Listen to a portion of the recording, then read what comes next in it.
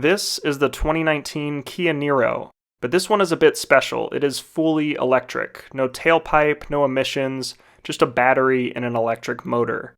Kia is playing it safe here by only offering a limited number of electric models, but fortunately I got a chance to check one of these out. So here are my thoughts on the new 2019 Kia Niro EV.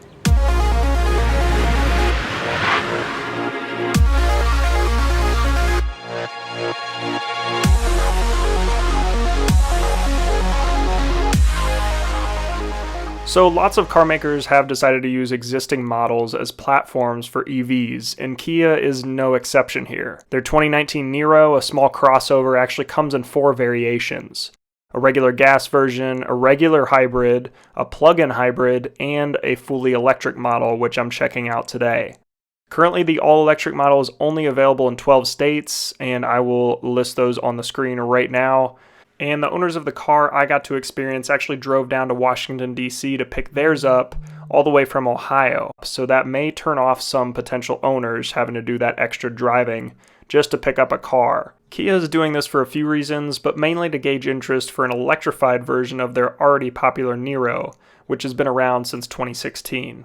So there are 5 things I look at when I check out an electric car, and those are price, range, charging, autonomy, and design. Unfortunately, if you want the fully electric model Niro, you'll have to pay a premium. The gas model starts at under $24,000, while this EV starts at over $38,000. But when you factor in the amount you'll save by plugging in instead of filling up, that gap starts to shorten. This vehicle also still qualifies for the $7,500 federal tax credit, so that makes it even more affordable. As for range in the 64 kilowatt hour battery pack, it is really respectable with an EPA estimate of 239 miles. This is more than enough than you need to do your weekly driving if you've got a reasonable commute.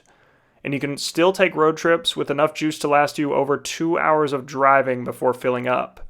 The motor is the same as the Hyundai Kona EV, but doesn't quite match it on range as the Niro is a bit bigger and heavier. As for charging, the Niro EV uses a standard CCS port and is capable of handling DC fast charging, also known as level 2 charging.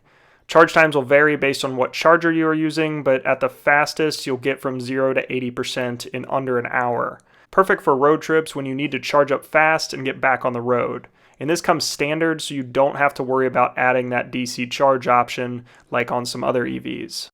Now on to autonomy. This car has some autonomous features. I would compare it to Tesla's Autopilot 1.0. It does best on highways, but not so good on curves where it tends to cut things off a little bit. So it's definitely convenient to have when you're driving long distances, but not something you want to depend on completely in every single circumstance. And that brings us to design, and personally, I'm a big fan. The Niro EV mimics the gas version and changes all the right things.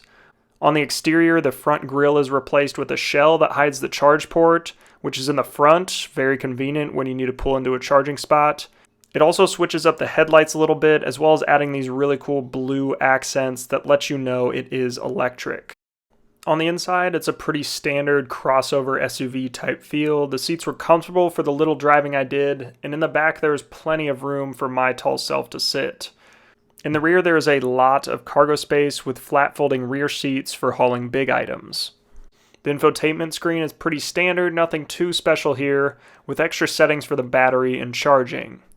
As for the driving experience, we have to start with the launch because it's electric, and yeah, it's pretty quick. It was also really comfortable. I felt right at home in the front seat, and it felt like a normal car, just with a little more kick to it. Kia also found a way to fit all of the batteries in the bottom platform, which means this car has a very low center of gravity, so you'll feel very connected to the road, similar to what you might feel in Tesla's vehicles. But overall, this car is very practical. I think it's perfect for people that may be switching from a traditional internal combustion crossover, or someone that just wants a bigger EV for a relatively low price. But for now, Kia is only making a limited number, only available in 12 states, so it probably isn't going to be a top seller across the ever-widening EV market, but it's still an excellent vehicle, and something you should definitely go test drive if you're considering an EV.